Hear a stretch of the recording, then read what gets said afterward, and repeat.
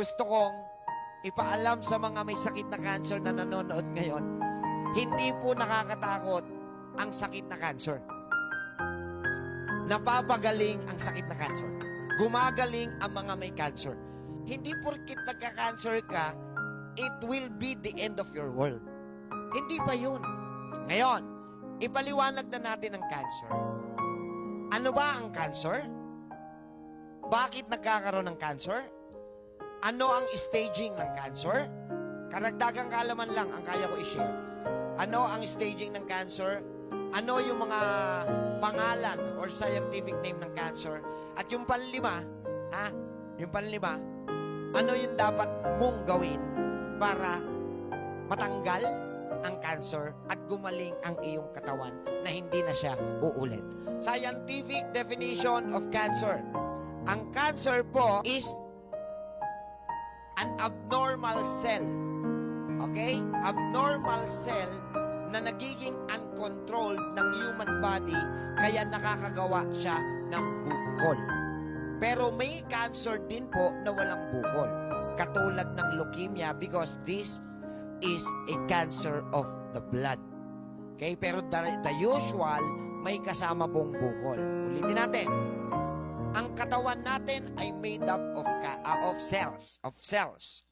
Kapag ang cellula natin ay healthy, ang tawag sa kanila, normal cells na dumadaloy sa buong katawan. Kapag nagkaroon ng isang abnormal cell, abnormal, paano naging abnormal? Mamaya, yung factors, bakit siya naging abnormal? Pag may isang abnormal cell, nagiging uncontrolled ito at dumadamay siya, kumakain siya ng ibang cells na nagkokos kung para dumami sila, mag-mutate sila, dumami sila, at mag-create ng iba't ibang bukol sa iba't ibang parte ng katawan natin, and yung iba sa organs mismo, tumatama. Alright? So, ano ang anatomy and physiology of a cancer? Ano ang anatomy and physiology?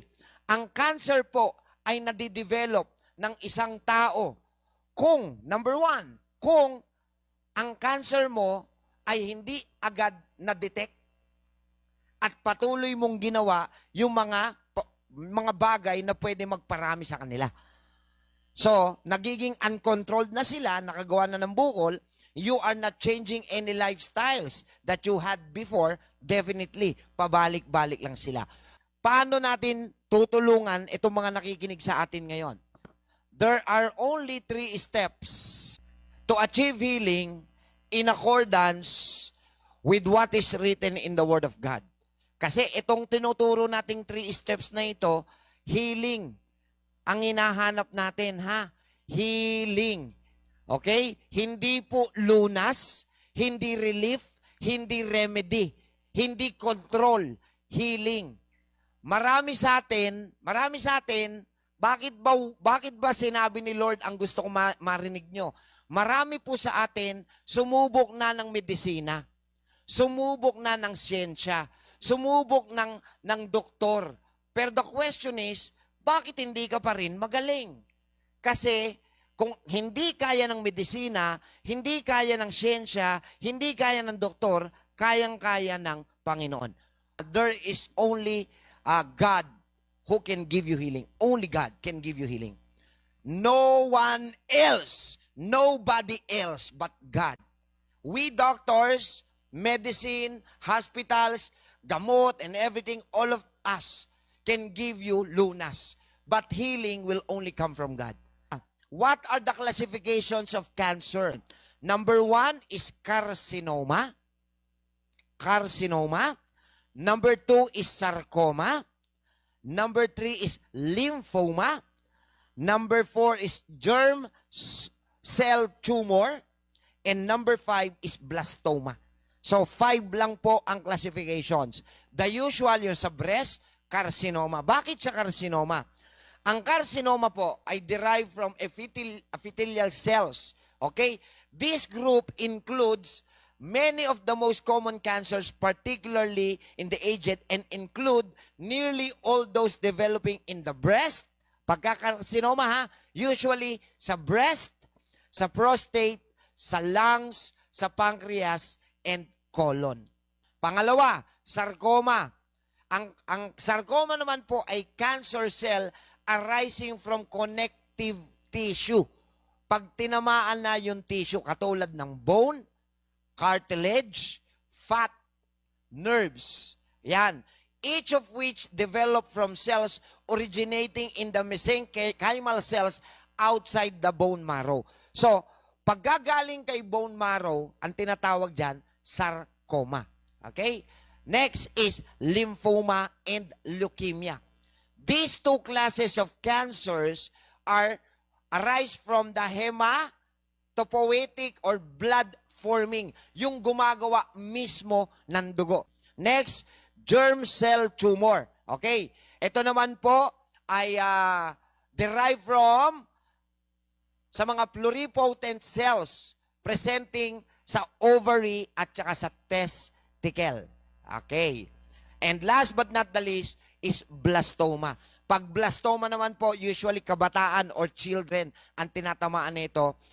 Nanggagaling to sa immature precursor cells or embryonic tissue. Gusto kong i-share sa inyo, kaya po tayo nag-webinar, dahil I really wanted na makatulong sa inyo sa natural na pamamaraan. Gusto ng Panginoon, pagalingin kayo, definitely, kung ano man ang sakit ninyo, gusto ni Lord pagalingin kayo. At ako po, sa abot ng aking makakaya, sa abot ng aking mga pinag-aralan, ito po yung malalim na pag-aaral natin tungkol sa cancer. I want to help you.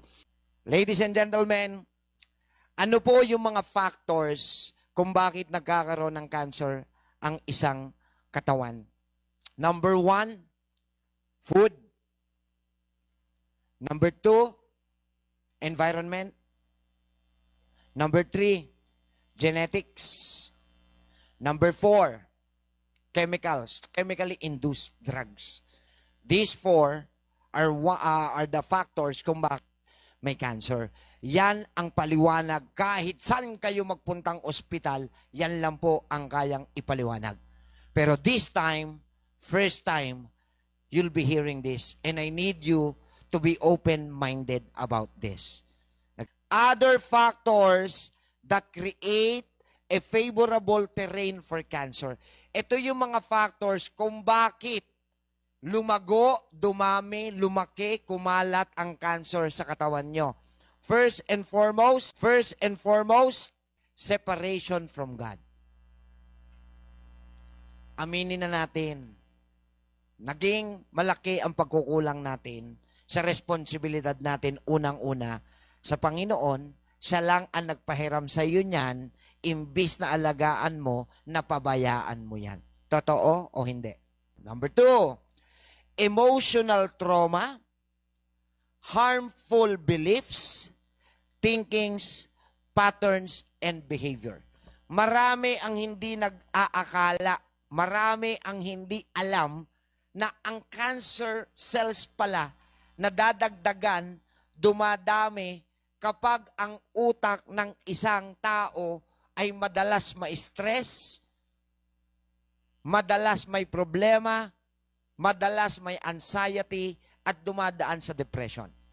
According sa recent study, ano po, na ang mga kababaihan na madalas tinatamaan ng cervical cancer or ovarian cancer ay dumaan sa malalim na depression. Dumaan sa anxiety.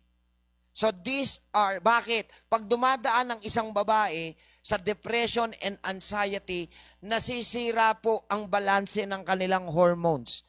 Tandaan natin, ang hormones, ang hormonal balance, ang isa sa pinakamalaking factor para gumana ng maayos, lalong-lalo na ang reproductive system ng isang babae. Sige, next.